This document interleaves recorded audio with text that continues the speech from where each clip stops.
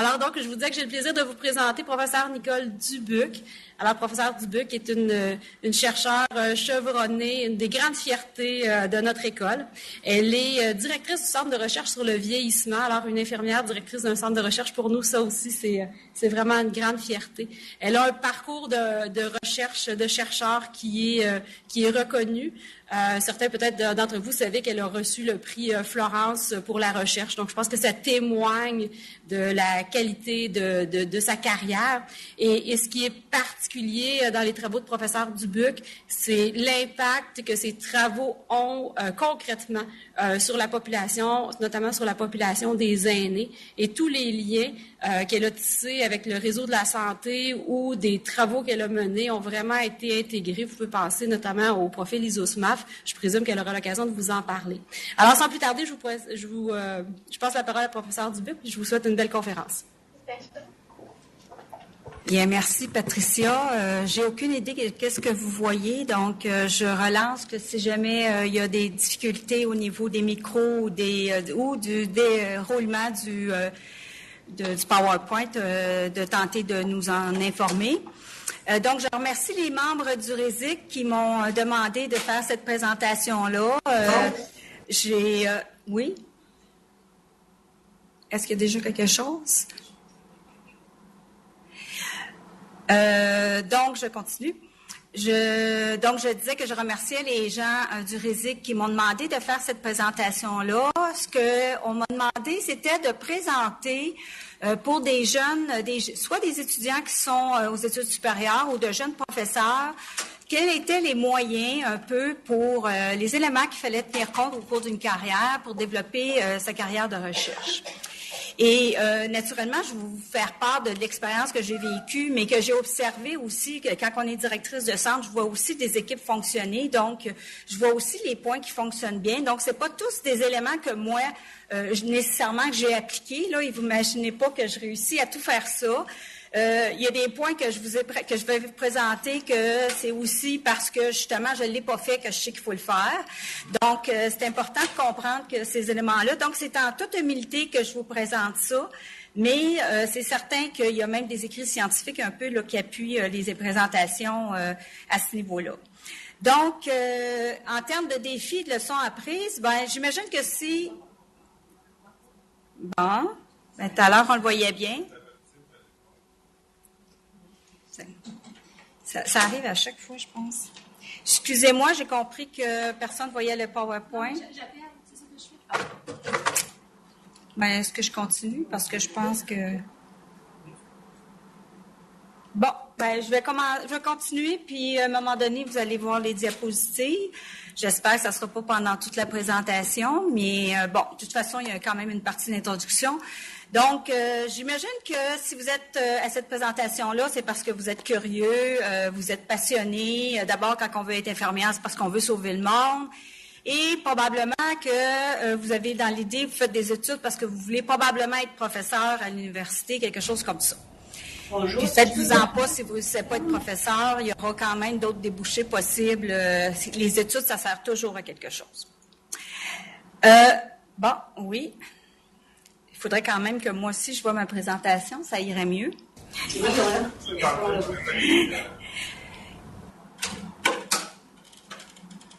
vois même pas ma présentation. OK. Bien là, la conférencière elle-même ne voit plus cette présentation non plus. Elle la voyait il y a 2 minutes. Là.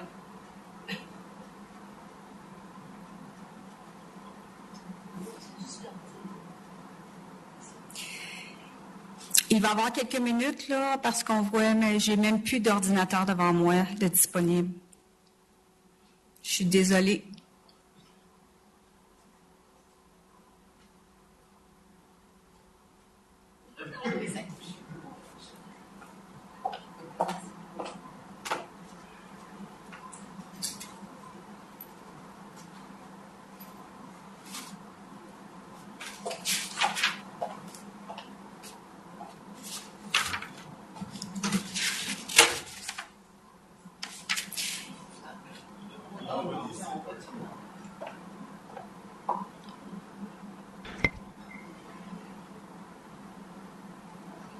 Ben là, comment je fais ça? Je repars la présentation. Ordinateur local. Ah. OK, ben merci, ça fonctionne. Bon. Je vais vous en parler de ce stress-là qui arrive régulièrement quand on présente dans notre vie. Donc, si vous avez décidé d'être professeur, c'est important que tout de suite vous compreniez qu'il y a différents enjeux toute votre vie qui vont vous suivre.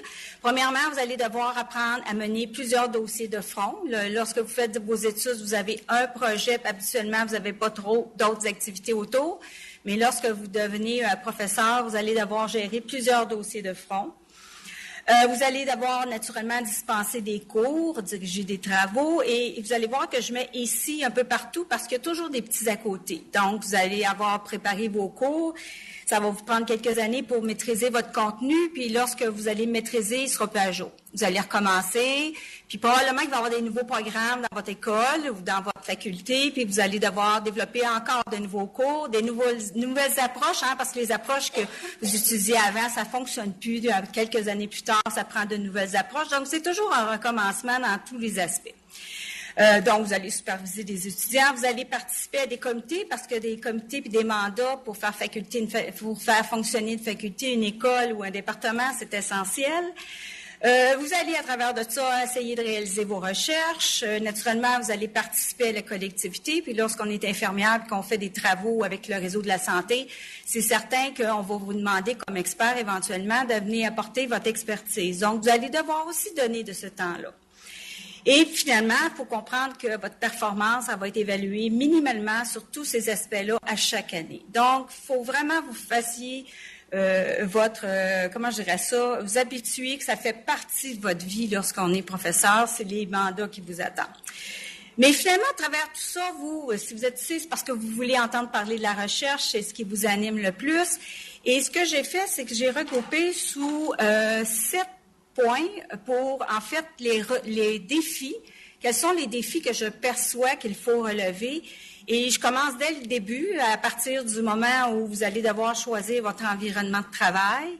Je vais parler de comment vous devez créer un réseau académique autour de vous, publier, obtenir du financement, 2 conditions essentielles, collaborer avec des partenaires, pas simplement votre réseau public, mais maintenant de plus en plus avec les réseaux privés, communautaires, les usagers. Assurer votre transfert de connaissances, puis naturellement développer vos compétences personnelles et interpersonnelles. Donc, il n'y a pas d'ordre là-dedans. J'ai pas amené, il n'y a pas un élément plus important. Je pense que vous devez travailler sur tous ces éléments-là. Et si vous voyez une petite figure d'un jeu d'échecs, c'est parce que vraiment, les aspects de stratégie, ça va vous suivre toute votre vie. Il faut être stratégique dans tous vos choix et dans tous ces éléments-là. Et quand on joue aux échecs, on doit prévoir, on doit planifier quelques coups à l'avance, puis prévoir que si je me fais manger tel pion, il faudrait que c'est quoi mon second jeu. Donc, c'est un peu comme ça dans une carrière. Vous devez toujours voir un petit peu à l'avance ce qui s'en vient. Donc, le défi de choisir son environnement, quand on est un jeune professeur qui arrive, c'est important que vous choisissiez un milieu en fonction de vos valeurs. Est-ce que c'est un milieu qui, votre vision de l'enseignement, vous savez, chaque université a sa philosophie, sa façon de produire ses cours et ses programmes. Donc, est-ce que vous êtes à l'aise avec cette vision de l'enseignement-là, avec la vision de la recherche? Et je conseille fortement à tout nouveau jeune professeur de s'organiser pour s'affilier soit à un centre, à un réseau, à des groupes de recherche. Ça peut être à la fois un peu à tout ça. Il y en a dans les universités, il y en a aussi à l'extérieur des universités. Ces éléments-là c'est vraiment important pour vous assurer que vous aurez suffisamment de ressources pour mener à bien votre carrière. Les universités ont des ressources, mais elles n'ont pas toutes les ressources. Dès le début, ce sera important, dépendant du profil de professeur que vous allez être, le temps de recherche que vous pourrez y consacrer, c'est important d'établir et clarifier ce temps-là. Si vous êtes un professeur chargé avec déjà 4 cours versus si vous envisagez une carrière de chercheur boursier, les temps réservés sont pas les mêmes et les possibilités sont pas nécessairement toutes les mêmes. Donc, c'est important de clarifier cet aspect-là. C'est quoi la culture du mentorat, les collaborations possibles dans cette école-là ou dans cette faculté? Est-ce que c'est une culture où les gens fonctionnent de façon individuelle ou est-ce qu'il y a déjà, on sent un sentiment d'appartenance dans ce milieu-là? C'est des éléments que vous pensez pas important au début d'une carrière, mais que finalement, ils vont vous suivre assez longtemps. Les ressources disponibles, de clarifier c'est quoi l'infrastructure, quand vous allez avoir des étudiants, est-ce que vous allez avoir des bureaux, c'est quoi le soutien secrétarial, c'est quoi le soutien logistique, quand vous faites produisez des demandes de fonds, il faut faire des budgets, est-ce qu'il y a quelqu'un qui va vous aider avec vos budgets? Et donc, vous tentiez d'aller mettre ces ressources-là autour de vous. Et c'est peut-être pas toute l'université qui peut faire ça, c'est justement si vous appartenez à des centres de recherche, c'est souvent là qu'on va aller chercher ce type de ressources-là également. Il y a toujours le démarrage qui est important. Donc, est-ce qu'on vous donne un fonds de démarrage pour partir? Et quels sont les fonds qu'en cours de carrière, vous aurez accès dans les différents programmes ou ressources à l'intérieur de votre établissement? Ça sera important aussi de voir c'est quoi le soutien institutionnel, parce que lorsqu'on dépose des demandes, que ce soit comme chercheur boursier ou dans des demandes de fonds, les organismes subventionnaires sont très préoccupés parce que même si vous avez un bon projet, est-ce que vous avez un milieu où ça va être possible de réaliser votre projet? Et ça, le soutien institutionnel, c'est quelque chose d'important. Ça aussi, on ne pense pas à ça au début de carrière. On apprend ça par la suite. Comment ça se définit? Ensuite, votre milieu, comment il se définit? Donc, on a parlé d'aspects pratiques, ressources, mais il y a aussi le climat dans le milieu dans lequel vous allez aller. Parce que ce climat-là, il va être important pour votre santé mentale et c'est réciproque. Donc, de comprendre le type de personnes qui sont là, est-ce que c'est des personnes bienveillantes? Est-ce que c'est le respect? Est-ce que c'est valorisé dans cette école-là? Est-ce qu'on valorise les critiques constructives? C'est quoi la hiérarchie? Est-ce que ça prend plusieurs paliers pour avoir le droit de parler à votre directrice ou est-ce que votre directrice est accessible? Puis comment vous vous sentez avec ça? Peut-être que vous, ça vous dérange pas. C'est trouver qu'est-ce qui convient à vos besoins et à votre personne, à votre personnalité. Et vice-versa, une personne peut arriver puis teinter tout le climat d'un milieu. Donc, c'est quand même important lorsque vous choisissez des milieux de vous assurer que vous allez vous sentir bien dans ce milieu-là. Ensuite, ça va de créer votre réseau académique. Donc, c'est important de vous identifier un mentor, autant que possible une personne avec qui vous vous sentez à l'aise. Et un mentor, c'est pas simplement un début de carrière. Moi, j'ai encore un mentor. J'ai encore quelqu'un.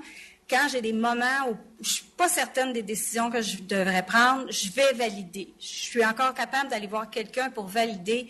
Je ferai ça, arriver quand même avec des solutions. Vous arrivez pour vous dire, moi, je suis rendue là, j'aurais tendance à penser ça, mais est-ce que je suis dans la bonne voie? Je pense que c'est important tout au long de votre carrière que vous ayez une personne qui peut vous conseiller à ce niveau-là. Ça se peut que ce soit plus qu'une personne, ça se peut que ce soit votre directeur qui était lors de votre doctorat avec qui vous continuez à bien vous entendre. C'est certain qu'il ne pourra plus être sur vos demandes de subvention par la suite. Vous allez devoir démontrer par la suite que vous êtes autonome, un chercheur autonome, et qu'il ne pourra plus être co-directeur sur des projets, co-chercheur sur des projets ou être sur des publications, parce que ça risque de vous nuire lorsque vous allez aller chercher des demandes. Ça va être important de développer vos relations et naturellement, c'est toujours dans les projets de plus en plus, tous les organismes subventionnaires demandent des projets qui sont de plus en plus complexes, avec des aspects méthodologiques qui sont complets, avec de plus en plus l'interdisciplinarité. Ils vont exiger qu'il y ait de plus en plus d'universités qui sont participantes dans les projets, puis aussi souvent de plus en plus de provinces. Donc, vous n'aurez pas le choix de développer ce réseau-là parce que c'est pas quand il y a un appel d'offres, parce que parfois c'est pas des concours réguliers, c'est des concours avec appel d'offres. Si vous avez un mois pour soumettre un projet, c'est pas le temps de développer vos relations. Donc, vous devez avoir développé vos relations et essayer de chercher des relations où il y a des approches qui sont complémentaires. Donc, si vous êtes plus fort en recherche quantitative, d'aller vous chercher des alliés en recherche qualitative, par exemple, de façon à pouvoir mieux aborder les différents projets de recherche. J'ai parlé de l'importance de vous affilier à des groupes, de participer à des clubs de lecture. C'est important, c'est une façon de vous tenir à jour dans les écrits. Lorsqu'on n'a pas le temps de lire, ça peut être une autre occasion de se trouver, de se maintenir dans nos compétences. Les conférences, c'est aussi des lieux, c'est pas simplement pour dire quand je profite d'aller dans un beau pays pour aller faire une présentation, c'est aussi le lieu où vous pouvez, lorsque vous allez à une conférence, aller voir le conférencier, vous présenter, vous lui dire que vous travaillez dans le même domaine, vous lui laissez votre carte, il va peut-être penser à vous lorsqu'il va avoir un projet, puis il va savoir que vous faites un tel travail, peut-être qu'il va vous inviter à participer à une subvention, puis c'est des contacts qu'il faut tisser tout le temps au quotidien. Ça peut être de participer à des comités de pratique, parce qu'il y a des comités de pratique, pas simplement, il y en a en recherche, mais il y en a aussi beaucoup dans les cliniques. Donc, c'est un moyen aussi de vous faire connaître dans les milieux cliniques. Parfois, ils vont penser à vous pour des projets. Et au fil des années, vous allez apprendre à travailler avec des collaborateurs fiables, parce qu'on sait que c'est stressant faire de la recherche, qu'on doit travailler rapidement. Donc, si vous savez que vous avez quelqu'un qui, quand vous demandez, parce que vous allez courir après les CV de vos chercheurs, vous allez courir après le retour des corrections et des demandes, si vous avez des co-chercheurs qui sont fiables, c'est certain que vous avez plus de chances de diminuer votre stress pendant ces moments-là. Et naturellement, de connaître les personnes dans vos organisations. Il y a souvent du soutien institutionnel pour déposer des demandes de fonds. De toute façon, souvent, vous allez avoir besoin de signatures d'autorisation. Prévoir que souvent, vous avez des délais internes aussi de 2 semaines avant les dépôts officiels auprès des organismes. Puis s'il arrive quelque chose en cours de route, bien, sachez c'est qui les personnes qui sont responsables dans les différents projets de pouvoir vous soutenir lorsque vous déposez des demandes. Le troisième défi, moi, je pense que c'est celui que j'ai trouvé le plus difficile au cours de ma carrière, c'est le fameux défi de publier. Et l'image est toute là. On a une personne qui réfléchit, qui se demande bien, elle a son matériel, elle a ses résultats, mais qu'est-ce que je vais publier, de quelle façon, dans quelle revue, ça va me prendre du temps, puis où je vais mettre ça dans mon agenda. Donc, je pense que c'est un défi perpétuel. Publier, c'est la base, puis le passeport pour l'obtention de subventions. Le meilleur protocole, si vous ne réussissez pas à démontrer que vous avez le profil de la personne qui est en mesure d'accomplir ce protocole, ça ne pourra pas fonctionner. Et c'est aussi un devoir parce que vous êtes allé chercher des fonds publics, vous avez sollicité du temps de ressources, de personnes, d'employés. Et donc, pour moi, je considère que c'est vraiment une obligation qu'on doit redonner les résultats. Les gens doivent connaître les résultats de la participation qu'ils ont fait à ce projet-là. Ensuite, ça prend un équilibre dans les types de publications. C'est certain que dans les centres de recherche et dans des organisations comme ça, les articles qui vont être le plus fortement valorisés vont être souvent les articles avec des comités de pairs, mais c'est sûr que de maintenir des liens, de continuer à faire connaître vos travaux aussi dans des organismes, dans des revues professionnelles, dans des chapitres de livres, l'art de communication, ça demeure toujours également important. De lire régulièrement dans votre domaine. Moi, je connaissais une chercheure très prolifique qui réussissait à se garder à toutes les semaines un article par semaine qu'elle lisait. Puis, s'il était bon, elle le mettait de côté. Si c'était pas bon, elle flushait.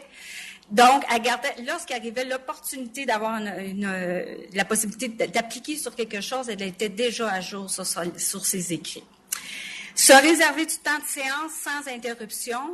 J'ai cherché des articles pour voir s'il y avait des conditions gagnantes. Ils ont démontré qu'il n'y avait pas de processus particulier. Le seul processus qui est gagnant, c'est celui qui fonctionne avec vous, mais c'est clair qu'il faut réserver du temps, protéger sans interruption. Fait qu'il y a certaines personnes qui sont capables de travailler à tous les jours sur une publication. Moi, ça me prend des journées complètes. Le temps que ça me prend à me mettre dans une demande, j'y arrive pas à être capable de me remettre dans les écrits. Donc, chacun de vous avez une façon de travailler. C'est à vous de trouver la façon qui vous fonctionne le mieux. Mais c'est certain qu'il faut que vous réserviez du temps, sinon ça sera toujours quelque chose qui va passer après le reste. Participer à des processus de révision d'articles aussi, c'est important. Il y a un auteur qui disait que, autant que possible, d'essayer de revoir autant d'articles que vous avez publiés, comme une espèce de donnant-donnant. Il y a des gens qui consacrent du temps à corriger vos articles, à vous faire des recommandations pour qu'ils soient mieux publiés. Donc, de donner l'appareil, c'est une chose en termes de respect de la communauté. C'est aussi un moyen pour vous d'apprendre parce que vous voyez aussi comment les gens publient. Souvent, vous choisissez aussi des articles pour lesquels vous avez l'expertise pour être capable de corriger ces travaux-là. L'importance aussi de choisir votre revue dès le début parce que souvent le nombre de mots, tous les aspects, le type de, c'est qui l'auditoire, le public visé va teinter énormément la façon dont vous allez rédiger votre article. Il y a plusieurs sites, il y a Scopus, puis il y a aussi le Science Index qui sont des endroits où vous pouvez aller voir quel type de revue en fonction des publics, mais aussi lorsque vous faites votre recension des écrits, vous êtes en mesure de voir dans quoi les articles ont été vos articles que vous sélectionnez sont publiés souvent dans à peu près les mêmes revues, donc c'est un autre élément pour vous mettre en contexte. Mais je pense que je vous recommande, dès le début de votre carrière, vous habituer à essayer de chercher des revues indexées, de préférence. Surtout si vous, de toute façon, vous appartenez à un centre de recherche, on va vous demander d'avoir, on demande maintenant au centre, on doit fournir la liste des articles avec le facteur d'impact, avec les indices de citation. Donc, c'est rendu de plus en plus, l'évaluation est rendue de plus en plus sévère à tous les niveaux. Donc, si vous choisissez dès le début de votre carrière des revues indexées, c'est sûr que vous ne pouvez pas en début de carrière commencer à choisir les revues les plus prestigieuses, mais commencez au moins à vous assurer que c'est une revue qui est indexée, ça peut être gagnant. D'investir votre énergie sur la qualité de votre papier avant la soumission, je pense que je ne le dirai jamais assez. Parce que, premièrement, vous risquez d'avoir un échec dans une revue, puis après, vous n'aurez peut-être pas le choix de la revue autant que vous l'auriez souhaité. Il y a aussi le fait que si on vous retourne votre papier avec des corrections, vous allez voir que corriger un papier, c'est long. Parce que là, il faut justifier chaque petite correction. Il faut faire une petite lettre, dire telle page, telle lettre, tel paragraphe, telle ligne, j'ai changé telle chose. Et vous allez devoir vous défendre constamment si le document que vous avez produit n'est pas encore à jour. Respecter les instructions aux auteurs, c'est essentiel parce qu'un papier peut vous être tout simplement retourné si vous ne remplissez pas les conditions, à moins que vous entendiez avec l'éditeur. Ça, c'est toujours possible. Vous pouvez vous entendre avec les éditeurs à l'avance pour toutes sortes de raisons, leur justifier que votre devis vous demande plus de place pour certaines sections. Puis ça se fait, c'est possible. Je vous conseille de rédiger une première version de l'ensemble de votre papier pour voir un peu votre titre, votre résumé, puis ensuite sous forme de points de forme, jusqu'à la fin, jusqu'à votre discussion. Ça va vous aider à voir quels articles vous allez retenir dans votre discussion versus votre introduction, puis aussi de voir, peut-être que j'ai trop de matériel pour cette revue-là, puis peut-être que je devrais faire 2 papiers. Ces éléments-là vont tout de suite vous pister plutôt que d'attendre vraiment à la fin pour vous rendre compte que finalement, ça marche plus, là. Donc, c'est une façon de sauver un peu de temps. De faire revoir l'anglais, c'est essentiel. Moi, je me rappelle que quand j'étais au postdoc à Boston, on s'est fait rabrouer par des évaluateurs qui venaient d'Angleterre et mon directeur était offusqué, mais c'est ça pareil. La langue d'un pays, il faut la respecter. Donc, lorsque vous envoyez vos articles en révision, c'est bien important que vous informiez votre reviewer de quel endroit vous allez publier pour qu'il ajuste le langage au pays dans lequel vous allez envoyer ces éléments-là. Ça peut même insulter des reviewers de voir que vous avez mis un S à la place d'un Z parce que dans son pays, c'est comme ça. Donc, c'est important de prendre ces petits détails-là en considération. Il ne faut pas oublier que toute votre vie, vous allez être évalué par la science de la bibliométrie, que c'est tous les éléments, donc combien vous avez de papier, est-ce que vous avez publié comme premier auteur, comme dernier auteur, l'impact de la revue que vous avez choisie. Maintenant, on regarde beaucoup les citations et un élément qui est de plus en plus évalué, c'est l'indice H, qui est une combinaison de vos facteurs d'impact de vos revues et du nombre de fois que vous avez été publié, cité dans la publication en question. Donc, maintenant, on met ça aussi dans les demandes de renouvellement de centre, c'est des éléments que l'on met. Donc, c'est important aussi de penser dès le début d'un papier, lorsque vous êtes avec une équipe, de clarifier quels vont être vos ordres sur ces papiers-là. C'est sûr que peut-être à la fin de rédaction, pour toutes sortes de revues, de raisons, vous allez peut-être revoir l'ordre des auteurs, mais quand on s'entend d'avance dès le début, ça crée pas mal moins d'insatisfaction puis moins de problématiques. Être auteur, ce n'est pas être figurant. Ça se peut que parce que vous ayez été dans une équipe quelconque, puis qu'on vous met votre nom sur une publication, puis mais habituellement, de plus en plus, les revues demandent de justifier votre place dans une publication. Mais sachez que quand le papier sort, puis les résultats, ça se peut qu'ils soient critiqués, seriez-vous capable de défendre ce papier-là?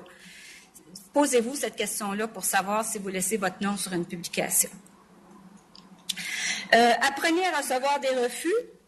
J'ai rarement vu ça, des papiers acceptés dès le départ sans demande de correction. Ça arrive de façon exceptionnelle, ça arrive, mais de plus en plus, on va vous demander de travailler sur certains aspects, de répondre de façon rigoureuse à chacun des points et avec le bon ton.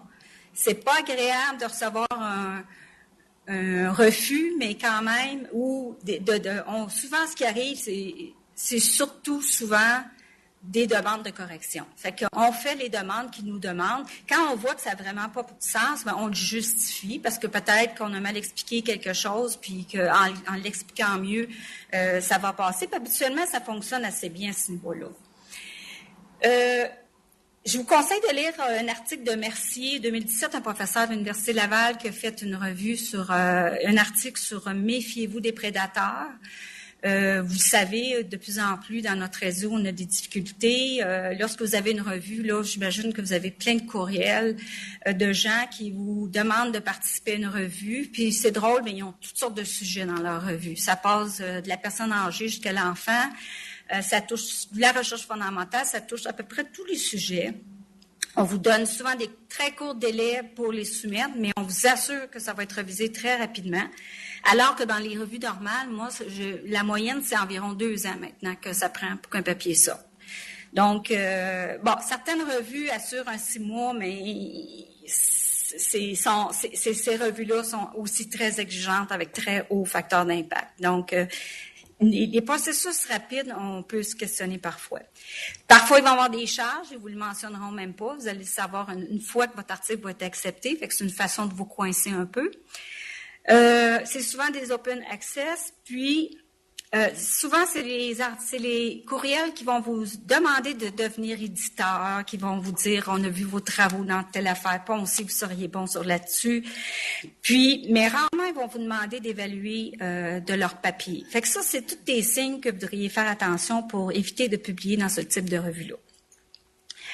J'ai mis ici un site que j'ai découvert récemment, qui est un site qui contient des guides de pratique sur comment on devrait publier nos résultats en fonction d'un domaine, que ce soit de la recherche, des revues systématiques ou des études épidémiologiques ou des essais randomisés. Donc, vous avez vraiment des types de guides qui sont utiles, qui peuvent vous aider à vous assurer que lorsque vous déposez un papier, vous avez pensé à tous ces éléments-là. Donc, j'ai fait le tour rapidement pour la publication. J'arrive maintenant au défi d'obtenir du financement. Donc, vous avez mon petit bonhomme en bas qui essaie d'écrire et qui sait qu'il va devoir travailler fort pour... d'ailleurs, le crayon est lourd. Hein, on voit que c'est quelque chose qui est quand même beaucoup de travail. C'est des mois de préparation. Il ne faut pas s'imaginer qu'on va toujours... ça se peut que ça arrive qu'il y ait une occasion que vous déposiez un projet dans l'espace d'1 mois. Mais généralement, les projets bien écrits, c'est des projets qui sont préparés longtemps à l'avance, au moins 6 mois à l'avance. Et vous voyez qu'il y a une autre personne qui est responsable de peser ce petit bouton. C'est lui qui va vous donner votre financement. Donc, quand vous écrivez, vous devez penser à lui. Donc, aux évaluateurs qui vont lire votre protocole, sachant très bien que des protocoles gagnants, il y en a 1 sur 10 qui est accepté au Canada. Donc, c'est de plus en plus difficile. Il y a eu une époque où moi, je peux dire qu'en début de carrière, je voyais les chercheurs autour de moi déposer en septembre. Parfois, c'est accepté déjà du premier coup. C'était pas accepté, ils redéposaient au concours de mars et il y avait leur projet. Ça, c'était courant dans les premières années. Maintenant, on voit de moins en moins ça. Et donc, je vous ai présenté un peu la façon que j'ai pensé de présenter cette partie-là, c'était de vous dire au début comment je pensais ça, moi, quand j'ai commencé en recherche, puis maintenant, qu'est-ce que j'ai compris quand on dépose un protocole. Tout d'abord, comme je vous ai dit, à l'époque, c'était relativement facile. On déposait, je ne dis pas que ça a toujours été facile, parce qu'à l'époque, la recherche n'était pas connue. Il y avait d'autres obstacles. Mais c'était généralement un processus simple. On a une idée, on rédige, on travaille bien, on soumet, puis c'est accepté. Donc, je pensais que c'était aussi simple que ça. J'ai compris par la suite que non, maintenant, vous pouvez avoir à resoumettre votre projet 3 fois parce que tous les projets sont de plus en plus excellents. On a de plus en plus de relèves, il y a de plus en plus de chercheurs pour de moins en moins de fonds. Donc, c'est un processus itératif avec plusieurs soumissions, même si votre projet a été excellent. Je pensais que c'était important d'avoir une recension des écrits très exhaustive à jour. Oui, c'est encore vrai, mais c'est surtout très sélectif et critique, dans ce sens que vos articles doivent vous aider à démontrer qu'il y a un problème, il y a un vide quelque part, et vous allez amener la solution à ce problème-là. Donc, vous choisissez les articles qui sont vraiment les plus pertinents pour votre projet. Je pensais aussi que c'était un document bien écrit, bien organisé, où vous apprenez ça lors de vos études, que c'est important d'avoir un projet où il y a des liens entre les différentes sections, entre vos objectifs, la méthodologie en fonction de vos objectifs. On apprend ça. Oui, il faut que ça soit bien planifié et il faut surtout que ça soit faisable. Un projet, même s'il est bien planifié, mais on n'est pas certain que sur le terrain, il va être réalisable, tout de suite, les évaluateurs vont avoir certaines questions. Donc oui, c'est encore vrai, mais c'est plus que ça. Les projets, il faut que ça soit clair, concis et complet. Et je pense que c'est là l'apprentissage le plus difficile pour le début de carrière, c'est d'apprendre à écrire simplement les choses. De les écrire en peu de mots. La même idée, mais en peu de mots, c'est pas en une page. En 2-3 lignes, on est capable de voir à quel endroit vous allez. C'est précis, la précision, et ça se travaille avec plusieurs versions d'un protocole. C'est pas le premier protocole, votre première version que vous allez y arriver. Donc, très spécifique par rapport à votre projet. Et c'est important que vous déposiez, que vous réfléchissiez aux critères en fonction des critères de la demande. Et donc, chaque demande, chaque organisme a des critères particuliers, et les évaluateurs, c'est ça qu'ils regardent. Et ils vous jugent en fonction de ces critères-là. Ils vous jugent aussi en fonction de ce qu'on a déjà vu avant. Donc, votre projet va toujours être comparé. Ça se peut très bien qu'il soit très bon, mais il va être comparé tout le temps par rapport à d'autres choses que les autres ont déjà vues. Puis, mettez-vous à la place d'évaluateur. Je pense que vous faites ça dans vos corrections de travaux, n'importe quoi. On se fait un barème. C'est quel projet que je considère qui est le meilleur. Puis donc, il y a d'autres projets en même temps que vous. Et ça se peut qu'il y ait un projet qui soit meilleur que le vôtre. Donc, c'est important de penser à tous ces éléments-là. C'est quelles sont les faiblesses peut-être dans votre protocole que vous devriez travailler avant de déposer. Donc, il faut répondre à ces attentes-là. C'est que s'il y a des objectifs précis dans un appel d'offres, c'est important de les respecter. De prédire les questions quand vous écrivez. Vous amenez des questions en fur et à mesure, parce que plus on donne de détails en plus, plus on fait surgir les questions. Donc, c'est important aussi de pouvoir vous assurer que vous allez y répondre, puis pas 3 pages plus loin, là. Il faut vraiment que, à chaque fois que vous amenez un élément, que vous assurez qu'on trouve les questions au fur et à mesure. Au début des projets, moi, j'ai commencé mes expériences avec des collaborateurs qui embarquaient dans les gros projets. Fait que j'ai toujours pensé qu'il fallait que ça soit une grosse idée puis une grosse affaire bien compliquée pour réussir à avoir des subventions. C'est les modèles que je voyais. Mais finalement, ce qu'on voit de plus en plus, oui, ça prend une bonne idée. Mais faut vraiment que ça soit très pertinent, puis il faut faire attention aux projets trop complexes. Parce que quand c'est trop complexe, ça peut être difficile à comprendre. Et si vous déposez quelque chose qui est compliqué à comprendre, il faut vous assurer de l'avoir rendu le plus simple et le plus clair possible. Puis quand on est en début de carrière, d'éviter de faire des projets trop ambitieux. Moi, je sais, j'ai fait l'erreur de déposer un projet qui était mon programme de recherche. Donc, vous comprenez qu'après ça, j'ai appris à le décortiquer en morceaux et à voir que non, je ne pouvais pas me rendre à telle étape tant que je n'avais pas. Puis moi, je me dis, tout était écrit dans ma demande. Là. Je leur disais qu'en numéro 1, je vais faire ça, en numéro 2, je vais faire ça, mais finalement, il fallait quand même que je prouve que j'étais capable de faire le numéro 1 avant de me rendre au numéro 2. Donc, c'est un élément qui est important de penser. Il faut faire attention aux projets qui sont trop ambitieux. Votre évaluateur, il doit sentir qu'il est brillant parce qu'il comprend tout. Et ça, c'est très essentiel. Puis moi, à force d'évaluer des projets, je réalise que quand je bloque sur un projet, les premières années, je pensais que c'est parce que je comprenais rien. Là, je me disais, voyons, ça n'a pas de bon sens. Je relisais le projet 2-3 fois. Puis là, j'ai dit, je vais finir par comprendre. Je suis brillante, là. J'ai fait des études, là. Puis tellement, je réalisais que je comprenais pas et avec les années d'expérience que j'ai appris, c'est quand je comprends pas quelque chose, là, c'est qu'il y a quelque chose qui est mal rédigé, qui est pas clair. Et donc, c'est vraiment important que si vous voulez que vos évaluateurs vous codent bien, que ça soit, qu'ils puissent trouver l'information de la façon la plus précise possible. Je pensais aussi que je devais cacher les difficultés, les limites. Il fallait pas trop que je montre c'était quoi les problématiques, alors que ça, vous comprenez que les gens qui sont là, ils ont plus d'expérience que vous. Ils en ont vu couler de l'eau sous les ponts. Donc, c'est faux. Il faut absolument discuter des problèmes potentiels ou des limites potentielles de vos projets. Mais ce qui est important, c'est de montrer que vous savez qu'est-ce que vous allez faire. Comment vous allez les résoudre. Fait que vous montrez que vous allez les anticiper puis que vous allez les résoudre. Je vous dis pas de tout mettre. Mais c'est de juger les éléments que vous pensez que ça, les gens vont peut-être douter. Là. Vous êtes trop, ça a l'air trop beau, ça, mais faites attention à ces éléments-là. Je pensais que ça prenait des grosses équipes de recherche avec plusieurs chercheurs et plusieurs disciplines. Mais ce que j'ai appris aussi, c'est qu'il faut surtout être sélectif dans les personnes qu'on met autour de ce projet-là. Et il y a plusieurs conditions. Faut vous assurer que les gens que vous mettez vont être qualifiés pour faire le travail, mais c'est pas juste qualifié sur le papier pour que les évaluateurs trouvent que c'est vraiment une belle équipe. C'est aussi quand vous allez avoir le projet, là vous allez devoir le faire. Puis si vous n'avez pas mis les bonnes personnes, là vous allez être pris. C'est vous qui allez compenser les choses que les personnes devaient faire, vous allez devoir les faire à leur place. Donc c'est vraiment vous assurer que vous avez l'expertise nécessaire autour de la table pour faire le projet.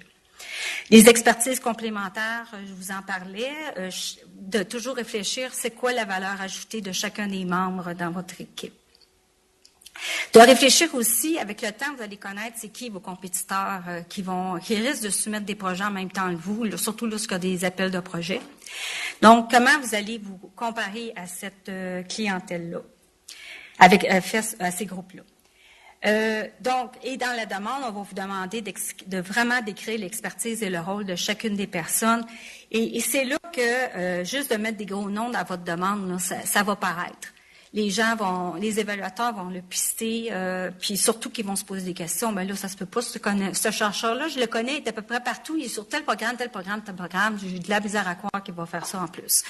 Donc, faire attention aussi à ces éléments-là. Ça peut être prestigieux, mais il faut surtout montrer qu'est-ce qu'il va faire de façon réaliste. Au début, je pensais qu'il fallait appliquer sur tout ce qui passait.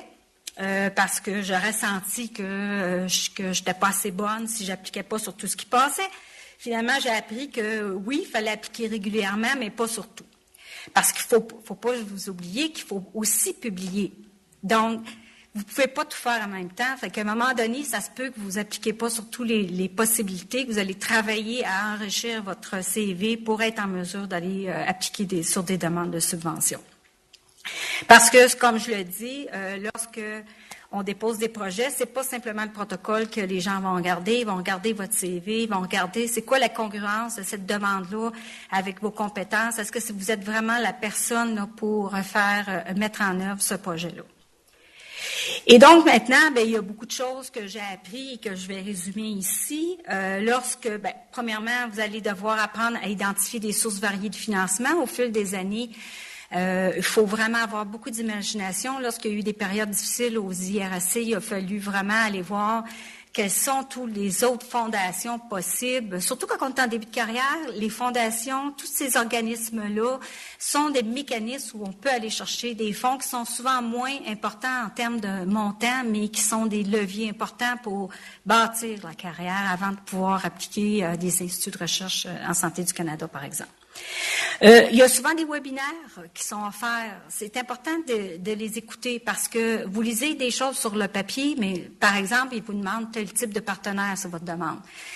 Admettons qu'ils demandent un partenaire industriel pour tel type de raison, mais ça se peut qu'il y ait certains partenaires qui ne soient pas admissibles. Ce serait dommage que vous l'appreniez à la fin du dépôt de votre demande, cet aspect-là. Donc, dès le début d'assister à ces webinaires-là, vont vous aider à comprendre les particularités de ces projets-là. De lire rapidement c'est quoi les priorités dans l'appel d'offres ou dans les projets que vous appliquez, les lignes directrices. C'est vraiment important de lire les indications. C'est vraiment. Puis je sais pas comment une fois il faut le dire là, mais moi j'ai encore des gens qui arrivent à la dernière minute, la veille du dépôt d'une demande, ils ont oublié que ça prenait une lettre du directeur du centre. Puis pourtant c'est des gens habitués, là, mais c'est parce qu'il y a des concours que parfois on ne demande pas, puis parfois l'année d'après, ils décident de rajouter une autre chose. Fait que même si vous connaissez un organisme, puis vous connaissez un concours, ça change tout le temps. D'année en année, ça change, il y a toujours une condition, il s'est passé quelque chose, puis ils ont décidé de changer un autre critère. Donc, c'est important que vous preniez ces concours-là, sinon vous allez perdre votre temps à déposer des projets que vous ne pourrez pas déposer finalement.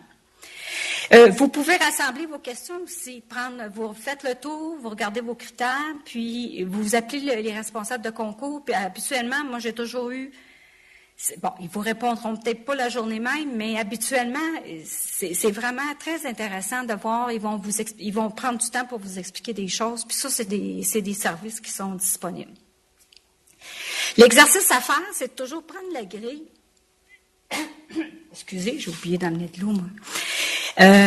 Toujours de comparer la grille d'évaluation, puis d'essayer de vous coter, puis de voir comment vous allez être dans ce concours-là. Ça va tout de suite voir, vous allez tout de suite pouvoir voir s'il y a des faiblesses qu'il faudrait corriger, est-ce qu'il y a encore des possibilités de le faire. Donc, comment vous vous situez dans cet exercice-là. Puis de réfléchir à ce que vous êtes capable dans votre CV de démontrer l'expertise que vous avez avec les publications dans votre domaine. Et ça aussi, c'est une autre difficulté que j'ai souvent observée. Les CV, parfois, sont pas vendables. Il y a des gens qui ont des expertises, mais ils n'ont pas réussi à tout mettre dans leur CV ou la façon que c'est présenté, c'est mal présenté, on cherche. C'est sûr qu'avec les CV communs, on est imposé par le strict des CV, mais les CV communs aussi, il faut apprendre à les exploiter. Il faut vraiment apprendre à exploiter, être capable de mettre tout ce qu'on a à mettre pour que les gens comprennent vraiment que, surtout les éléments qui sont en lien avec l'appel d'offres que vous faites affaire. L'autre question très importante, est-ce que c'est le bon moment pour vous? Quand vous décidez d'appliquer sur un projet, est-ce que vous allez avoir le temps de le faire? Est-ce que vous allez avoir suffisamment de temps pour que des amis puissent reviser votre protocole? Des collègues, naturellement, vous avez toute votre équipe. Fait que comment vous allez coordonner votre équipe qui va devoir vous renvoyer des versions? Puis ensuite, comment vous allez avoir l'avis des collègues et vous ne demandez pas l'avis de vos collègues à la dernière minute, naturellement. Ça non plus, c'est pas quelque chose qui est très gagnant. Vous risquez d'avoir un non. Donc, dès le début des projets, vous avisez vos collègues, bon, regarde, je compte déposer quelque chose d'ici 2 mois. Est-ce que tu serais prête à le revoir? Et je vais t'envoyer ça telle date. Puis tout de suite, si la personne est partie en Europe à cette date-là, ben, elle va vous le dire, elle peut pas, là. Donc, je pense que c'est des éléments qu'il faut considérer. C'est possible aussi que vous appreniez que vos protocoles, c'est jamais perdu. Il va arriver une opportunité, un autre appel d'offres va arriver, et c'est possible parfois de prendre votre matériel et d'appliquer, mais il y a quand même des limites. Oui, vous pouvez adapter le langage pour aller chercher ce projet-là, mais il ne faudrait pas le faire au détriment de la nature de votre projet puis des objectifs que vous aviez en tête. Ça, je pense qu'il faut quand même faire attention. Puis parfois, vous allez devoir prendre le choix de décider de ne pas appliquer parce que vous allez dire « Oh non, je suis vraiment trop loin, là, ça n'a pas de bon sens, je devrais trop transformer de choses ». Évitez de faire des sections copier-coller de certains protocoles. Ça paraît tellement. Et ça paraît aussi quand une équipe ne s'est pas coordonnée. on voit là, que c'est pas écrit de la même façon dans l'introduction, dans telle section, c'est vraiment pas le même langage, c'est pas les mêmes mots. Fait que si vous avez une équipe qui écrit pas de la même façon, puis c'est normal, là, on a tous nos façons, mais à la fin, ça prend quelqu'un qui revise et qui harmonie ces éléments-là. Vous devez prouver que vous êtes une équipe. Si vous ne réussissez pas à le faire lors de votre dépôt de protocole, j'ai de la difficulté à croire, vous allez pouvoir prouver que vous allez être une équipe quand vous allez faire le projet. Évitez d'envoyer un protocole qui n'est pas prêt. Donc, des objectifs qui ne sont pas clairs. Ça bloque dès le début des objectifs, souvent, les projets. On le voit tout de suite à ce niveau-là. On n'envoie pas un brouillon. C'est à peu près la même raison que pour déposer un article. Les évaluateurs, ils vont vous demander, ils vont s'en rappeler la prochaine fois, c'est quand vous allez revenir, puis ils vont s'attendre à avoir eu des changements, puis de toute façon, vous allez devoir répondre à des questions. Donc, vous vous mettez les pieds dans les plats plus qu'autrement si vous envoyez quelque chose qui n'est pas prêt. Ça ne veut pas dire de jamais rien envoyer non plus, là, c'est pas le message que je fais, mais vous compreniez que faut vraiment prendre le temps de faire les choses comme il faut. La qualité de la langue, les erreurs grammaticales, penser que ça n'a pas d'importance, c'est vraiment une erreur. Ça irrite les évaluateurs, puis ça donne encore l'impression que vous n'étiez pas prêt. Éviter le langage inconsistant, j'en ai parlé un petit peu avec l'importance d'harmoniser les textes entre les différents auteurs lorsque vous êtes plusieurs sur une demande. Je vous parlais de ça un peu tout à l'heure, la petite image en bas. Qu'est-ce que je dois comprendre? Je vous disais que je me sentais souvent comme ça lorsque j'ai commencé à évaluer des demandes. Et donc, vous devez éviter de laisser à l'évaluateur ce sentiment-là. C'est vraiment pas agréable. Puis, je me sentais obligée, moi, de revoir 2-3 fois là, pour dire, ben non, là, que c'est moi qui ai mal lu ou j'ai mal compris. Mais non. Puis là, imaginez qu'on en a plusieurs projets à lire. Donc, vraiment, si vous voulez être évalué à votre juste valeur, il faut vraiment que les projets soient bien écrits, de sorte qu'on n'ait pas besoin de lire et de deviner. Ou vous avez utilisé un langage tellement vague qu'on n'est pas certain de la compréhension de ce que vous essayez de nous expliquer. Ou c'est trop de détails, puis habituellement, quand on met trop de détails, ben on va probablement négliger une autre section, puis ça va faire surgir des questions. Donc, il faut faire attention à ces aspects-là. Trop d'acronymes, jargon. Sachez que c'est pas toujours du monde qui ont la même expertise dans votre domaine qui lisent vos demandes. Souvent, il y a une personne le plus proche possible de votre projet, puis la deuxième est souvent assez loin de votre champ de compétences. Et c'est ça, les évaluations. C'est comme ça. Donc, il faut que vous appreniez à être capable de vous assurer que votre matériel est compréhensible par n'importe qui. Évitez que ce soit visuellement non plaisant. Donc, il y a toujours des limites de pages et c'est de plus en plus restreint la place que l'on a pour faire ces projets-là. Donc, vraiment vous assurer que ça soit facile à lire, de l'espace, des tableaux, des figures qui permettent aux gens de comprendre rapidement, surtout lorsque vous avez beaucoup de matériel. Je vois le temps qui passe. Est-ce que c'est à partir du temps des problèmes technologiques?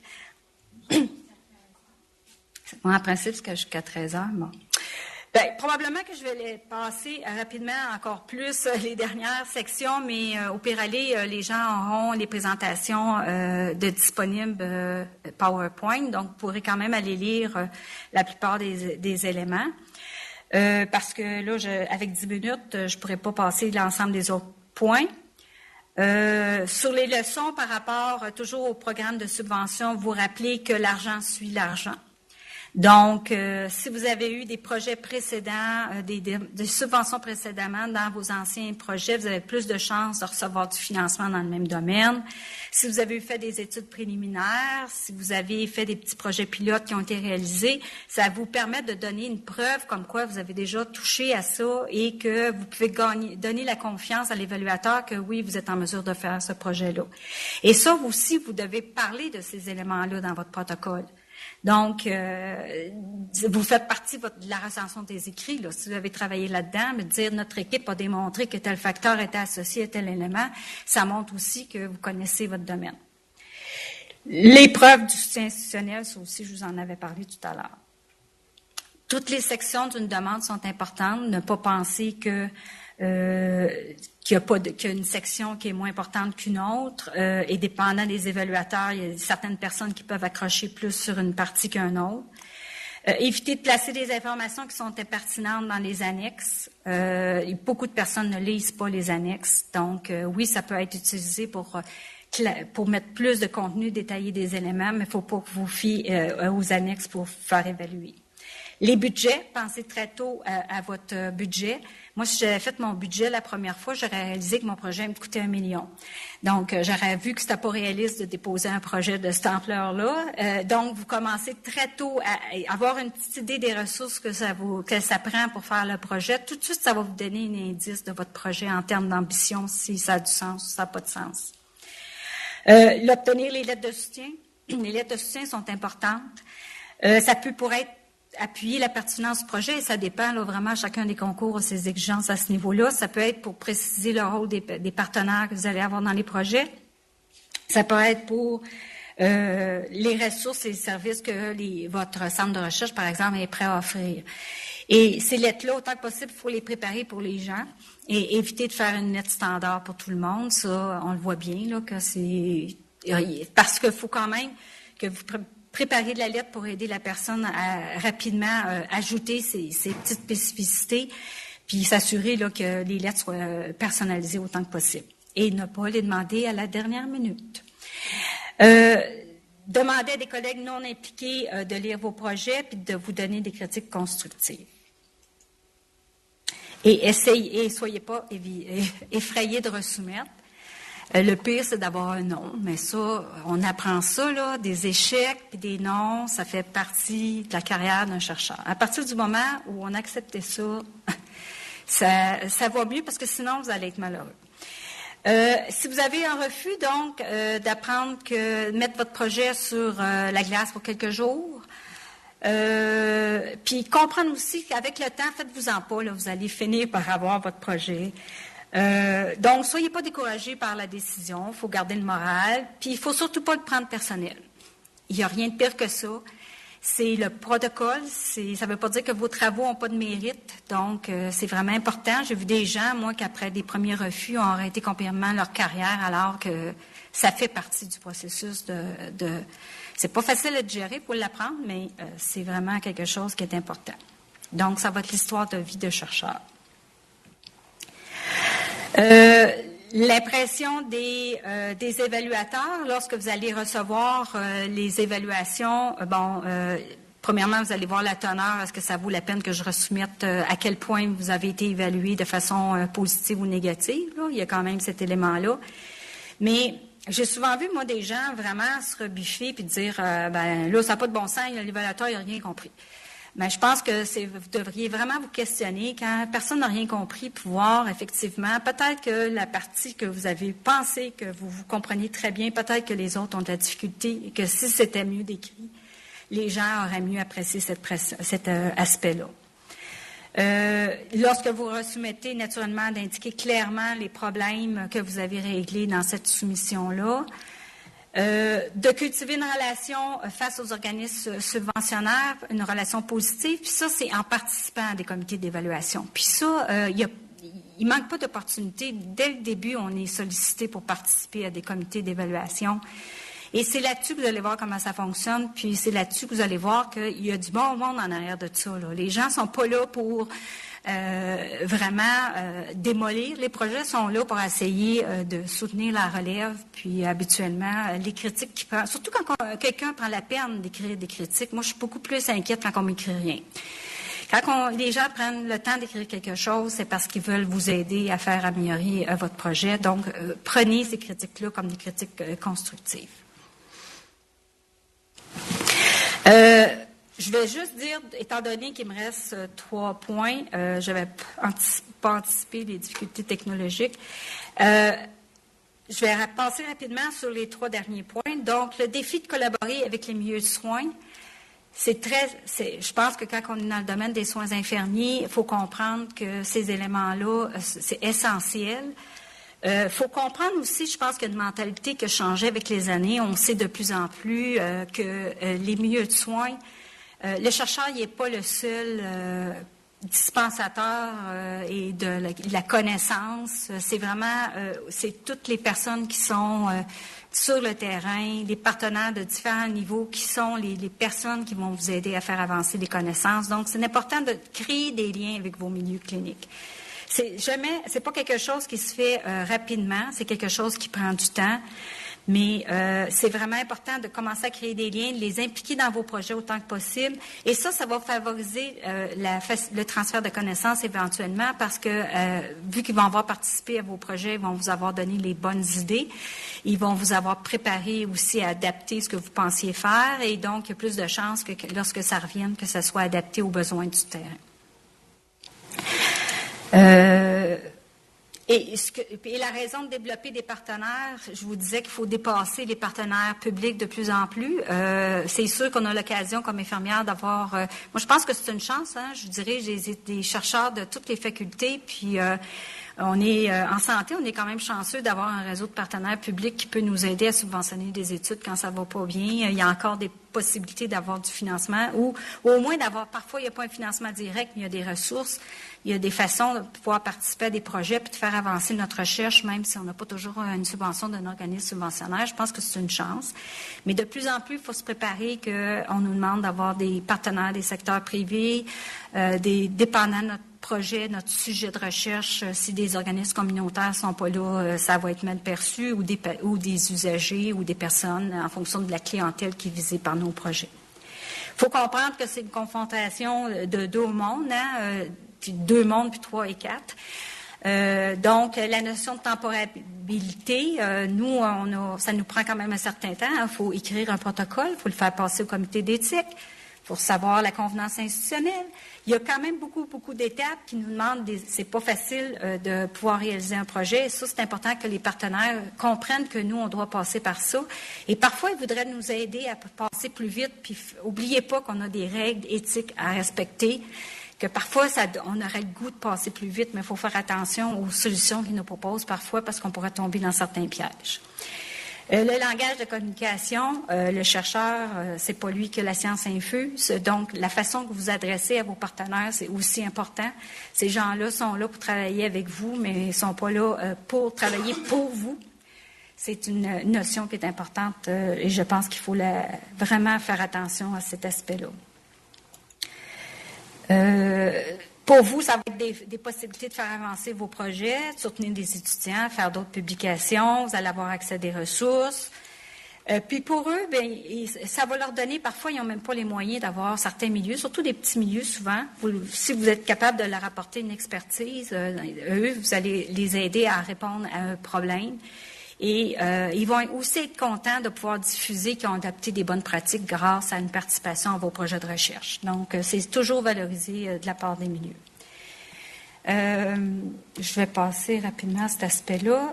Le transfert de connaissances, juste pour vous dire que maintenant, du transfert de connaissances, vous voyez là que c'est pas juste dans un sens. Il y a eu une époque où les gens s'attendaient à dire « j'ai développé mon projet, j'ai développé la connaissance et voilà, je vous la transmets ». Ce n'est plus comme ça que ça fonctionne. Ça se développe en partenariat, la connaissance, et le transfert de connaissances également. Et une des façons de faire du transfert de connaissances, c'est d'impliquer vos partenaires dès le début de vos projets. Dès le début de votre protocole, les gens sont là, sont présents, puis ils vont vous aider aussi à faire des protocoles qui sont plus réalisables sur le terrain. Vous pouvez, maintenant, ce que l'on a dans nos centres de santé SIUS et CIS et SIUS, on a maintenant des courtiers de connaissances dans plusieurs milieux, donc si vous pouvez les impliquer, collaborer, ça dépend toujours des milieux dans lesquels vous êtes, mais c'est une bonne idée de les avoir. Ils ont des expertises dans ces niveaux-là. Ils peuvent aller vous chercher des contacts pour vous aider dans vos projets.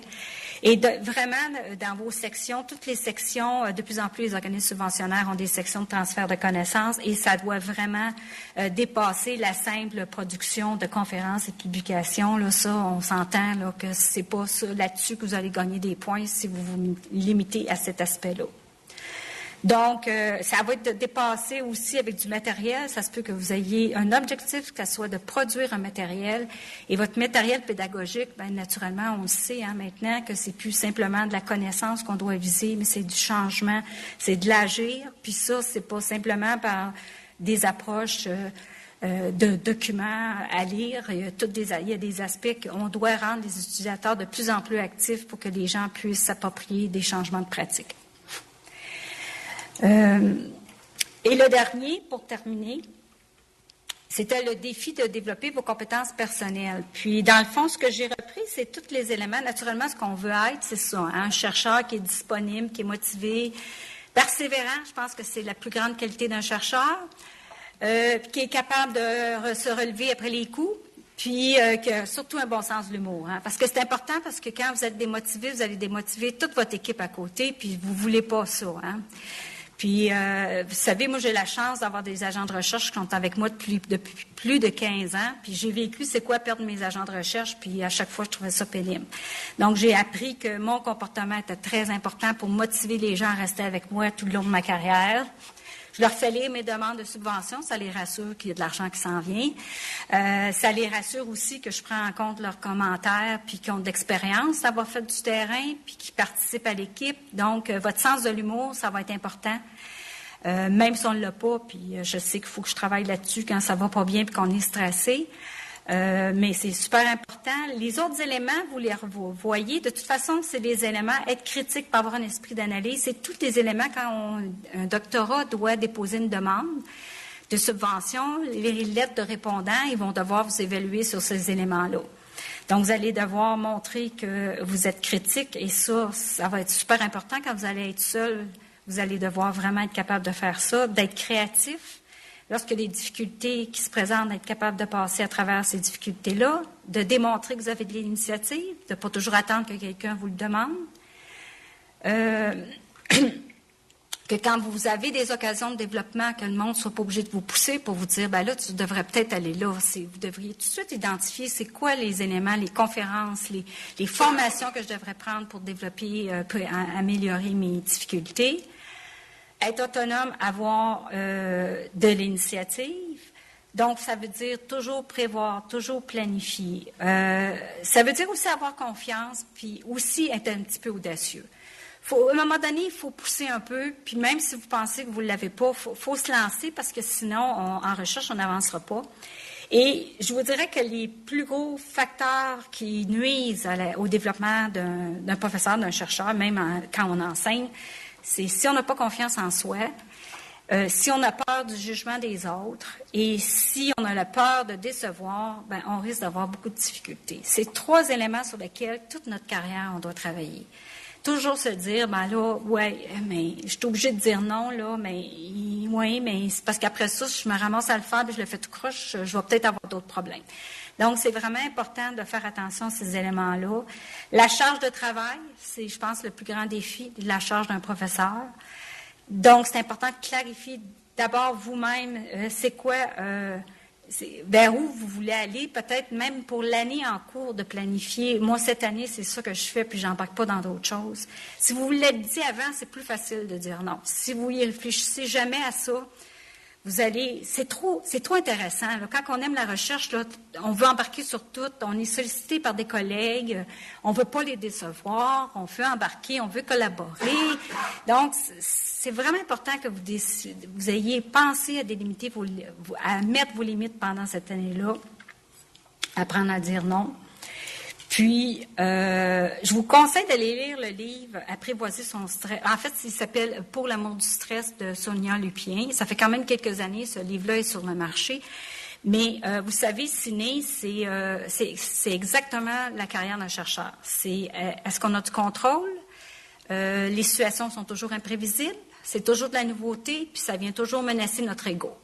Donc, c'est vraiment un livre qui nous aide à réfléchir et à gérer notre stress et à comprendre comment on doit prendre les nouvelles et comment on peut se sentir jugé, comment on doit vraiment clarifier et travailler avec ces éléments-là. Puis, je termine, dans le fond, sur des éléments de la bienveillance. Les équipes, moi, là, j'ai eu la chance d'être aux instituts de recherche, des conseils consultatifs à l'époque. Et vraiment, les gens qui étaient là, c'était des gens avec de la critique constructive, bienveillants, polis. Je veux dire, c'est important de développer, de cultiver ces aspects-là pour améliorer le climat autour de vous et pour vous assurer aussi, je veux dire, le respect attire le respect. Donc, je pense que c'est important. Et c'est des aspects aussi bien dans les respects de délai, quand vous participez à un groupe de recherche puis qu'on vous demande d'envoyer vos CV à temps, bien, ça serait important de penser que le chercheur qui dépose la demande, il est très, très, très stressé. Et si vous lui envoyez les documents à temps, ça va être important. Les délais pour répondre.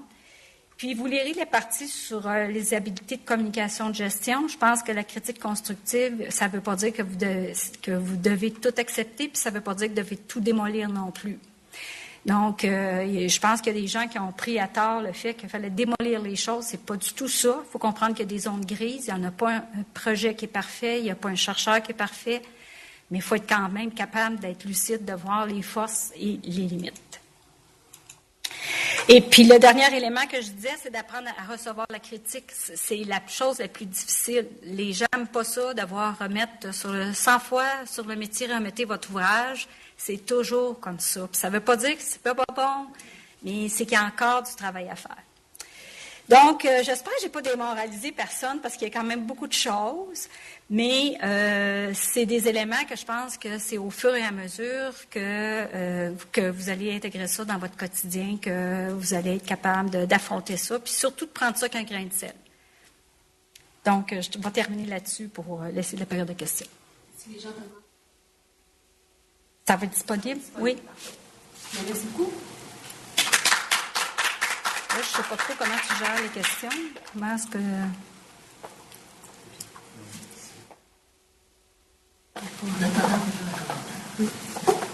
parce que est-ce que les gens entendent... Je pense qu'il faut peut-être que tu viennes ici pour que les gens entendent. Vu qu'on n'est pas juste... Je vais fermer, je veux dire qu'on... Je me permets, pour les gens à distance, je pense que pour la période de questions, c'est peut-être un petit peu difficile. Je ne sais pas si habituellement au RÉSIQ, il y a une période de questions. Oui. Il y a une demi-heure de questions prévues. OK, d'accord. Alors, oui. On va, dans ce cas-là, je vais te demander, Chantal, de venir au micro, puis on va prendre les périodes de questions. Excuse-moi, Non. Écoute, en fait, je suis Chantal Doré. En fait, c'est juste un commentaire, mais c'est pour te dire que j'aurais aimé ça, avoir accès à ça lorsque j'ai commencé à l'université. Je trouve que tu apportes plusieurs questions, plusieurs suggestions pratiques, et souvent, c'est un peu ce qu'on manque. Et il y a aussi toute une... être stratégique, ça non plus, on ne l'est pas au départ, souvent. En tout cas, alors, merci. Moi, j'ai trouvé ça vraiment intéressant. Bien, ça me fait plaisir parce que moi, j'étais gênée devant mes collègues, mais j'ai dit ça va leur faire un petit rappel, un petit wrap-up. Est-ce qu'il y a des questions dans les autres salles? Je ne sais pas trop si je vais être capable de vous entendre, mais essayez quand même. À l'Université de Montréal, tout est beau. Merci beaucoup pour la présentation intéressante. Merci.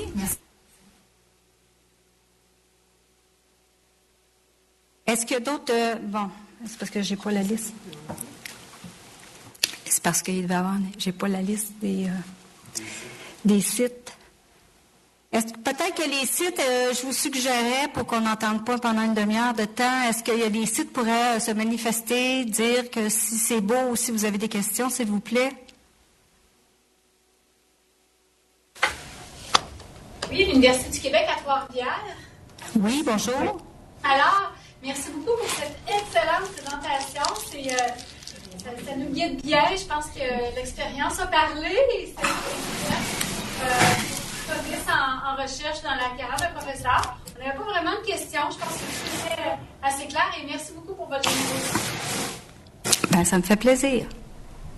Bonjour, c'est Lucius du nord de l'île de Montréal. Merci pour la présentation. On n'a pas de questions. Merci. Mon Dieu, je ne savais pas que c'était clair comme ça.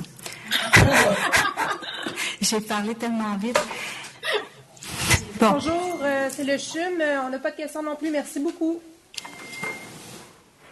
Yes. Ici, Lucas, merci beaucoup. Vraiment une belle présentation. On n'avait pas de questions nous autres non plus. Oui, Longueuil, est-ce que Longueuil a passé? Allô, bonjour, je suis toute seule à Longueuil, mais merci, c'était très clair, très bien vulgarisé, puis très apprécié aussi. Merci beaucoup. Merci. Je suis déçue, j'ai pas de questions, là. que les gens peuvent t'écrire? Bien, c'est sûr que vous avez mon courriel.